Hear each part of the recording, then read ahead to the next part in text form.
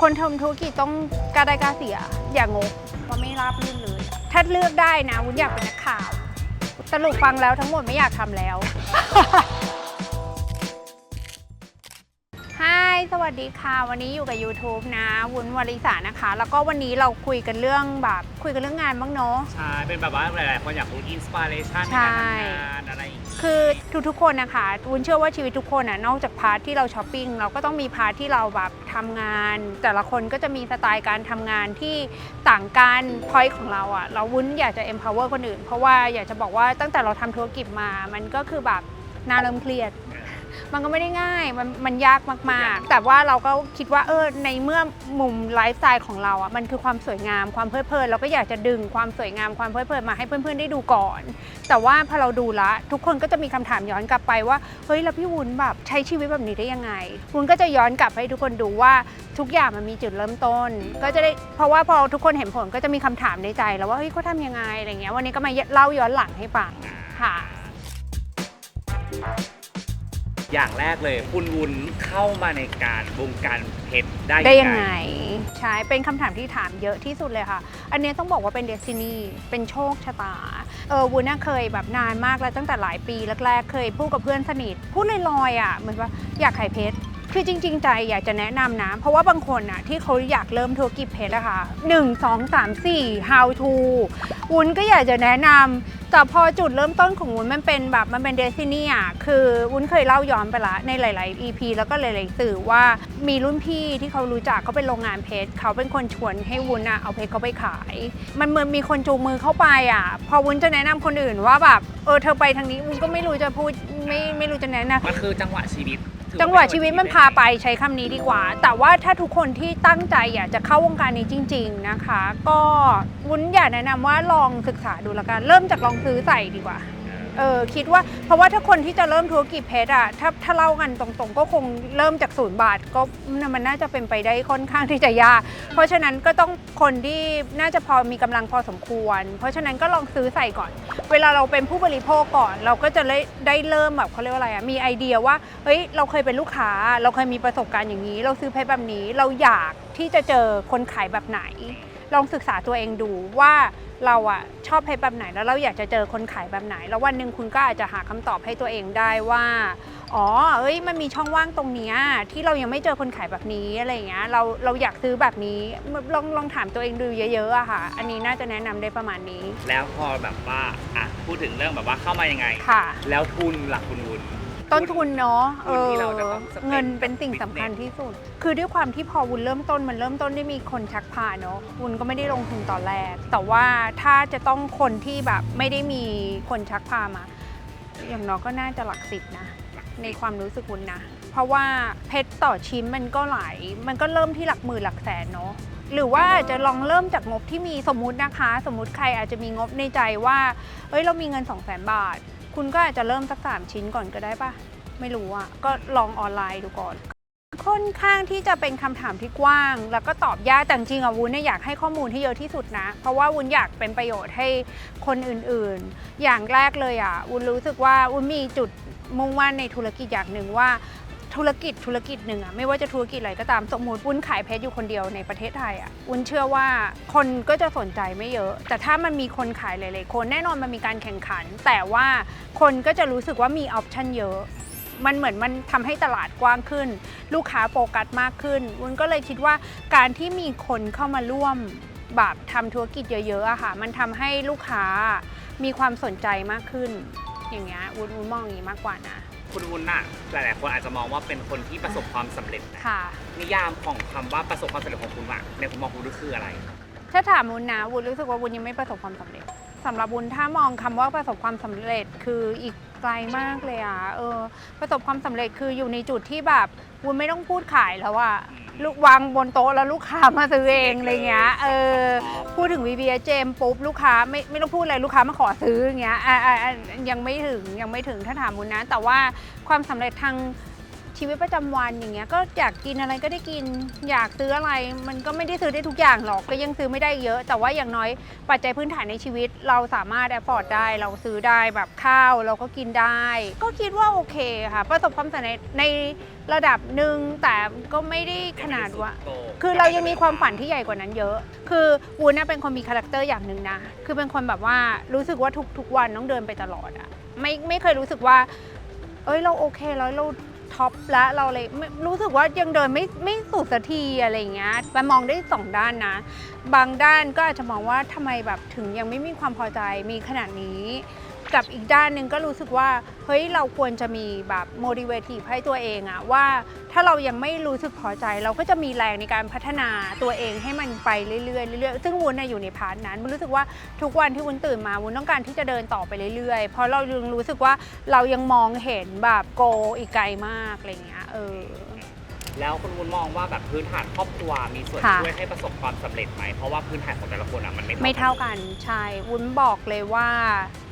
ถ้าถามแบบตอบแบบอินสติ้งเลยนะเกี่ยว แต่ถ้าตอบแบบย้อนกลับมาคิดอีกทีก็ไม่เกี่ยว มันแล้วแต่ว่าเราอะเอาพื้นฐานครอบครัวมาใช้หรือไม่เอา หรือว่ามาใช้แล้วใช้ในมุมไหน เพราะว่าคนที่เป็นอภิมหาเศรษฐีของโลกอะเขาก็เกิดมาจากซีโร่เลยนะ แล้วเขาก็มีพื้นฐานครอบครัวที่ไม่มีอะไรเลย เพราะว่าเขาเอาจุดตรงนั้นอะมาเป็นให้ตัวเองอะจะต้องมี แต่บางคนที่เขามีพื้นฐานครอบครัวที่มีเขาก็เอาจุดตรงนั้นอะมาให้ตัวเองมียิ่งขึ้น แต่บางคนก็เอาพื้นฐานครอบครัวที่มีกลายมาเป็นล็อกตัวเองว่าไม่ต้องแบบว่าพยายามอะไรเยอะ เพราะฉะนั้นอะถามว่าเกี่ยวไหมเกี่ยวแน่นอน แต่ว่าเกี่ยวว่าเราจะเอามาคิดยังไงมากกว่าเอามาแปลงผลยังไงอะไรเงี้ยทุกอย่างนะวุ้นเชื่อว่าไม่ว่าจะเรื่องงานหรือเรื่องอะไรนะ การตัดสินใจของเราอะมันเราจะโทษอะไรก็ได้เราจะโทษว่าเราเกิดมาอย่างนี้เราจะโทษเพื่อนเราจะโทษอะไรก็ได้สุดท้ายมันแบบมันอยู่ที่เราอะบางคนก็คิดได้เองบางคนก็ต้องแบบต้องใช้เวลาต้องมีการปลูกฝังอะไรเงี้ยแล้วแบบคุณวุ้นรู้ได้ไหมแบบการหาตัวเองความชอบของตัวเองในการทำธุรกิจอะเราจะรู้ได้ไงว่าเราจะชอบมันจริงๆหรืออะไรมันจริงคือสิ่งหนึ่งที่คนมองวุ้นผิดอ่ะคนเข้าใจผิดตลอดว่าวุ้นอะทำธุรกิจเพราะแพชชั่นคิดว่าวุ้นชอบเพชรวุ้นก็เลยขายเพชรอันเนี้ยผิดตืดเลยอ่ะเพราะว่าถ้าเลือกได้นะวุ้นอยากเป็นนักข่าววุ้นอยากเป็นนักร้องคืออยากเป็นอะไรก็ได้ที่ทำงานเสร็จแล้วกลับบ้านนอนเลยอ่ะ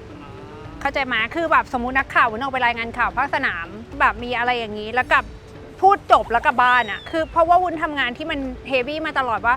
ข้างหลังแบบแบ็กออฟฟิศโหดมากซัพพลายเออร์โหดมากคือวุ้นไม่ต้องการงานอะไรที่แบบต้องแบกมาคิดทั้งวันทั้งคืนแล้วอะวุ้นต้องการงานที่แบบทำเสร็จ performance เสร็จปุ๊บจบกลับบ้านเลยอย่างเงี้ยคือวุ้นถ่าย YouTube อะมันก็เป็นความสุขอย่างหนึ่งนะมันทำเหมือน YouTube เป็นงานที่เนี่ยวุ้นพูดกับทุกคนเสร็จว่ากลับบ้านวุ้นชัตดาวน์นอนเลยจริงๆวุ้นก็เลยรู้ตัวเองว่าจริงๆวุ้นชอบอะไรอย่างนี้ชอบอะไรที่มันไม่มีภาระก็เลยบอกว่าพอเราทำอะไรที่เราเป็นแพชชั่นอะแล้วคนเข้าใจผิดว่าเพชรเป็นแพชชั่นเพชรไม่ใช่แพชชั่นวุ้นแต่ว่ามันเป็นความจำเป็นที่จะต้องทำเพราะฉะนั้นน่ะถ้าใครนะที่วุ้นว่าคนที่โชคดีที่สุดนะคือคนที่ได้ทำอะไรที่เขาชอบอะวุ้นยังเคยคิดเลยช่างแต่งหน้าดีแต่งหน้าเสร็จกลับบ้านนอนคือวุ้นคิดว่าคนที่ทำอะไรแล้วแบบได้เป็นสิ่งที่เขารักด้วยแล้วเขาได้เงินด้วยนั่นแหละคือคนที่โชคดีที่สุดเลยอะวุ้นเชื่อว่าหลายๆคนเลือกไม่ได้แม้กระทั่งวุ้นเองวุ้นก็เลือกไม่ได้มันเหมือนว่าอันเนี้ยมันต้องเข้ามาให้เราขายอะเราก็ต้องทำอะถ้าอยากเลือกงานที่มันแบบง่ายกว่านี้ก็ขอเลือกอะอะไรสำหรับคุณที่คิดว่าแบบว่าเป็นช่วงที่ยากที่สุดในการทำธุรกิจของคุณเลย ยากที่สุดใช่ไหมคะมีปีที่แล้วยากมากมีปีที่แล้วมีเหตุที่แบบว่ารู้สึกว่าแบบวุ้นอยู่ผิดที่หรือเปล่าวุ้นทำแบบอยู่ผิดธุรกิจหรือเปล่าอะไรเงี้ยเพราะว่าแบบยากเพราะว่าวุ้นว่าสิ่งที่ยากที่สุดในธุรกิจทุกอย่างคือมนุษย์อะค่ะคนอะอันนี้ไหนๆก็เล่าแล้วขอให้เป็นความรู้กับทุกคนละกันวุ้นรู้สึกว่าซัพพลายเออร์วุ้นทริกกี้มากๆเลยอะทริกกี้มากๆแล้วพอเราเป็นคนที่แบบเราเป็นคนตรงไปตรงมาเราเป็นคนวุ้นกล้าพูดว่าวุ้นเป็นคนซื่อสัตย์มากเราต้องมาสู้กับคนที่เขาคิดว่าเขาจะทริกกี้ตลอดเวลาแล้วเรารู้สึกว่าเราไม่มีแรงที่จะแบบที่จะไอ้นี่แต่วุ้นมีแรงฮึดนะวุ้นฮึดเลยแบบโอเคได้แบบลากมันไปขึ้นศาล นั่นแหละรู้สึกว่าอันเนี้ยคือยากที่สุดละหนักเพราะว่าเราเปลี่ยนนิสัยคนไม่ได้แต่เรารู้สึกคนเรามันไม่ค่อยโทษตัวเองหรอกว่าตัวเองผิดหรือถูกใช่ป่ะคะเพราะฉะนั้นแบบเขาคิดว่าเขาถูกเราคิดว่าเราถูกโอเคไปคุยกับบนศาลว่าใครถูก สุดท้ายศาลเป็นคนบอกว่าเขาผิดคุณก็ต้องรับสภาพอะไรอย่างเงี้ยวุ้นว่าอันเนี้ยยากสุดแต่วุ้นก็ผ่านมาได้ด้วยความแบบแฮปปี้มากคือเรารู้สึกว่าสิ่งหนึ่งที่เราเหนื่อยนะคือเหนื่อยกับการแบบสู้กับพลังงานไม่ดีอ่ะเราไม่ชอบอะไรอย่างเงี้ยเราไม่ได้บอกว่าเราเป็นคนดีนะแต่เราเป็นคนปกติอ่ะแล้วอย่างคุณนะคะแบบว่าด้วยความที่เราเป็นคนที่ต้นทุนธุรกิจเราอะสูงเพราะฉะนั้นก็ต้องมีความเสี่ยงสูงใช่มีความเสี่ยงสูงแล้วคุณจะแบบเคยมีแบบรู้สึกแบบบางทีเขวไหมหรืออะไรไหมหรือแบบเฟลใช่ไหมก็รู้สึกแรกๆอันนี้จะเกิดปีแรกๆค่ะรู้สึกกังวลเพราะว่าของอ่ะสมมุติว่าวุ้นขายถ้ามันหายชิ้นหนึ่งอ่ะมันหนักมากนะเพราะของมันแพงมากคือสมมุติว่าเมื่อก่อนวุ้นทำธุรกิจอื่นใช่ไหมคะทำเสื้อผ้าหรือทำอะไรก็ตามหายชิ้นหนึ่ง10 ชิ้นวุ้นก็ไม่เดือดร้อนเสื้อผ้าหาย10 ตัววุ้นก็ไม่เดือดร้อนตอนนั้นทำพระเครื่องแบบจตุคามเนี้ยองค์หนึ่งไม่เดือดร้อนเพชรหายชิ้นหนึ่งเนี่ยเดือดร้อนเพราะมันเงินมันเยอะก็ระวังเอาค่ะก็ระวังก็มีสติแต่แรกปีแรกกลัวหลังๆก็ไม่กลัวแต่ว่าก็จะพยายามฝึกตัวเองให้เป็นคนมีความรับผิดชอบมากแต่จริงๆมันเป็นคนแบบค่อนข้างที่จะหละหลวมนะแต่ว่าไม่รู้ว่าทำบ่อยๆเดี๋ยวมันสติมันเตือนตัวเองอะค่ะทำบ่อยๆแล้วอย่างคุณวุ้นนะคะทำงานมาเวิร์กไลฟ์บาลานซ์ของคุณวุ้นแบ่งยังไงไม่ดีจะบอกว่าเวิร์กไลฟ์บาลานซ์ตอนนี้ไม่ดีเพราะว่า 80% เป็นงานครอบครัวคุณพ่อคุณแม่ช่วงนี้ไม่ค่อยได้เจอมาตั้งแต่โควิดแล้วเหมือนเราจัดบาลานซ์ไม่ได้อะเพราะวุ้นก็ต้องโฟกัสลูกด้วยอะไรเงี้ยมันถ้าเวิร์กไลฟ์บาลานซ์ตอนนี้เป็นตัวอย่างให้ใครไม่ได้จนวันนี้ค่ะทุกคนในการทำธุรกิจมาเนี่ยคุณได้มีโอกาสร่วมกับแบรนด์ระดับโลกอะไรเงี้ยรู้สึกยังไงบ้างแล้วถ้ามองย้อนกลับไปแต่ตัวเองมาไกลขนาดไหนคือสิ่งที่รู้สึกแฮปปี้คือตอนที่ได้ลงแอลกับบาซา UK เดี๋ยวไว้จะอินเสิร์ตให้ดูเพราะว่าอย่างแรกเลยเป็นแบรนด์เดียวในเมืองไทยที่ได้ลงแล้วมันเป็นของ UK ไง United Kingdom อังกฤษอะค่ะไม่ใช่ของคนไทยซึ่งในแต่ละเล่มอะเขาก็จะมีแบบในเล่มมันจะมีแบบแต่โรเล็ก RM แบบแฮร์รี่วินตันกราฟซึ่งเราก็เป็นอันเดียวที่เจอไปอะไรเงี้ยเราก็เลยรู้สึกว่าเราเป็น international เราจริงๆเพราะว่าหนึ่งเลยพวกเนี้ยมีเดียพวกเนี้ยเราซื้อเขาไม่ได้อะต่อให้เราอยากซื้อเขาก็ไม่ได้รับถ้าเราไม่ได้มีของที่มันแบบว้าวใช่จริงๆอันนี้วุ้นมองว่าเป็นจุดที่แฮปปี้ที่สุดเพราะว่าเขาให้เกียรติเราแล้วเราก็ได้อยู่ในแคตตากรีเดียวกับแบรนด์ที่มันเป็นระดับโลกจริงๆคือสาเหตุที่ได้ลงเพราะวุ้นขายพวกแบบท็อปจริงๆค่ะวุ้นขายพวกพิงค์ไดมอนด์ไทป์ A ขายพวกท็อประดับโลกเขาก็เลยเห็นของแล้วเขาได้ลงใช่ค่ะแล้วอย่างเงี้ยทุกคนในช่องคนดูอยากรู้ว่าเดือนหนึ่งคุณดูหาได้เท่าไหร่หาเงินได้เท่าไหร่คะวุ้นว่าเหมือนคนทำธุรกิจทุกคนเลยบางเดือนก็เยอะบางเดือนก็น้อยเขาเรียกว่าอะไรคนทำธุรกิจมีความเสี่ยงย้อนไปคำถามแรกเนาะเวลาแบบเงียบก็ต้องทำใจต้องพยายามแก้ปัญหาอะไรเงี้ยมันไม่มีใครแบบว่าบอกได้ว่าเดือนนี้จะเยอะจะน้อยอะไรเงี้ยเพราะว่ามันเป็นสภาพเขาเรียกอะไรมันเป็นพฤติกรรมผู้บริโภคด้วยบางทีคนเขาอยากจะไม่ซื้อเขาก็ไม่ซื้อบางคนเขาอยากจะซื้อเขาก็มาพร้อมกันอะไรเงี้ยเพราะฉะนั้นก็ไม่บอกยากอะค่ะว่าเพราะบางทีมันเงียบนะมันเงียบจริงแต่ว่าพอเราทำงานมานานนะคะมันก็จะมีเงินเก่าเก็บมีอะไรของเราที่เราแบบ manage ไว้อะไรเงี้ยไม่ได้แบบแต่แรกถ้าคนที่เริ่มทำธุรกิจวุ้นแนะนำเลยว่าเรายังไม่รู้ว่าบางคนเดือนนี้ขายดีโดยเฉพาะธุรกิจสมัยเดี๋ยวนี้นะมันจะดีก่อนแล้วมันจะไม่แบบมันจะฮิตก่อนแล้วมันก็จะค่อยๆลงธุรกิจสมัยโบราณรุ่นพ่อรุ่นแม่เรามันจะค่อยๆสูญแล้วก็ค่อยขึ้นมันค่อยๆบิวใช่ไหมคะอันนั้นมันจะเป็นเวปกติถ้าธุรกิจเดี๋ยวนี้ไม่ว่าจะเปิดอะไรแรกๆคนเยอะมากแล้วมันก็จะค่อยๆลงละเพราะว่าพฤติกรรมผู้บริโภคเปลี่ยนเพราะฉะนั้นวุ้นก็เป็นแม้กระทั่งเปิดช่อง YouTube วันแรกๆโอ้โหแบบทุกคนมาช่วยกันเชียร์คราวนี้มันก็จะเหลือแต่คนที่ชอบเราดูเราจริงๆแล้วพอมันเริ่มลงปุ๊บเราต้องหาจุดที่แบบว่าเฮ้ยถ้าเราลงแค่นี้เรามีลูกค้าตัวจริงกี่คนกลุ่มลูกค้าที่เขาแบบซื้อเราจริงๆไม่ได้ซื้อเพราะซัพพอร์ตอยู่ได้ป่ะอย่างเงี้ยวุ้นว่าสุดท้ายแล้วธุรกิจสมัยนี้มันค่อนข้างที่จะหวือหวาเราต้องประคองอย่าหลุดอย่าคิดว่าอุ้ย1 2 3 4ขายดีโอ้โหทุ่มมันเติมมันเข้าไปเพิ่มโต๊ะเข้าไปอีก20 โต๊ะอะไรอย่างเงี้ยต้องดูนิดนึงดูยาวๆนิดนึงอะไรอย่างเงี้ยค่ะพอคุณทำธุรกิจมาอย่างเงี้ยมันก็จะมีเด็กรุ่นใหม่ๆที่เขาอยากทำแบบว่ามีคำแนะนำอะไรไหมสำหรับแบบเด็กๆรุ่นใหม่หรือว่าคนที่อยากทำธุรกิจคนทำธุรกิจต้องกล้าได้กล้าเสียอย่างงกวุ้นเป็นคนสปอร์ตมากบางอย่างเราต้องให้ก่อนวุ้นให้ลูกค้าเยอะมากวุ้นแบบว่าแล้วคืออย่าไปคิดว่าเราจะต้องให้แล้วเราจะต้องเขาอย่าไปบวกลบคูณหารในใจว่าฉันให้เขา100เขาต้องซื้อฉันอย่าไปคิดอะไรให้ไปก่อน จะได้ไม่ได้ช่างมันแบบต้องกล้าได้กล้าเสียถ้าเป็นคนไม่กล้าได้กล้าเสียวุ้นไม่แนะนำให้ทำธุรกิจเพราะฉะนั้นน่ะก็คืออย่างแรกอะถ้าเราถามตัวเองว่าถ้าเราเป็นคนที่แบบกล้าได้กล้าเสียพอเพราะฉะนั้นก้าวขาลงมาในธุรกิจได้ก็พร้อมรับความเสี่ยงได้พอเราก้าวมาแล้วเราก็ต้องประเมินเวลามองอะไรพยายามมองยาวๆเวลาวุ้นมองอะไรอะวุ้นคิดอะไรวุ้นมองเลย5 ปีนะถ้าถามวุ้นวันนี้แบบพี่วุ้นแบบอะไรเงี้ยวุ้นตอบได้ว่าอีก5 ปีจะเป็นยังไงวุ้นไม่เคยมองอะไรแค่ปีหน้าแล้วก็พยายามทำใจให้ได้ถ้ามันดีหรือไม่ดีแล้วก็ที่สำคัญที่สุดเลยนะคะธุรกิจทุกวันที่เราตื่นมาคือการแก้ปัญหาเฉพาะหน้าทักษะการแก้ปัญหาเฉพาะหน้าสำคัญที่สุดถ้าเรารู้ตัวเองว่าเราเป็นคนมีอะไรเกิดขึ้นแล้วเราช็อกหรือวุ้นแนะนำว่าไม่เหมาะมันไม่ใช่ทุกคนที่จะเหมาะกับธุรกิจแล้วก็ไม่ใช่ทุกคนที่จำเป็นต้องทำธุรกิจหลายๆคนมีความสุขร่ำรวยมีเงินเยอะได้จากการที่ไม่ได้ทำธุรกิจทำงานอะไรที่เรารักก็รวยได้เพราะฉะนั้นวุ้นเชื่อว่าหลายๆคนอยากทำธุรกิจแต่ว่าเราถามนิสัยตัวเราเองก่อนว่ามันเหมาะหรือเปล่าด้วยงานทุกๆอย่างพื้นฐานนิสัยมีผลกับการทำงานเราต้องถามตัวเองก่อนว่าเราเก่งอะไรนิสัยเราปกติเป็นคนยังไงเราชอบทำอะไรนิสัยเราเป็นคนรอบคอบเราก็หาสิ่งที่มันฟิตกับนิสัยเราค่ะเหมาะกับนิสัยเราแล้วไปตรงนั้นวุ้นว่าดีที่สุดแล้วก็สำหรับคนที่อยากทำธุรกิจนะคะอย่างแรกเลยพยายามถามตัวเองว่าอยากทำอะไรแล้วก็รับความเสี่ยงได้ไหมมีความสามารถในการเสี่ยงขนาดไหนคือถ้าคุณเสี่ยงแล้วคุณต้องเสียทุกอย่างขนาดว่าถ้าวันนั้นคุณจะถ้าเสียไปแล้วแบบคุณจะต้องไม่เหลืออะไรเลยอย่าทำแบบนั้นคือแบบว่าทำได้ธุรกิจค่อยๆเป็นค่อยๆไปได้อะไรเงี้ยมันไม่มีวันที่จะจบมันไม่มีวันจบมันต้องไปเรื่อยๆทุกวันตื่นมาก็คือเจอแต่ปัญหาสรุปฟังแล้วทั้งหมดไม่อยากทำแล้ว ไม่ทำดีกว่า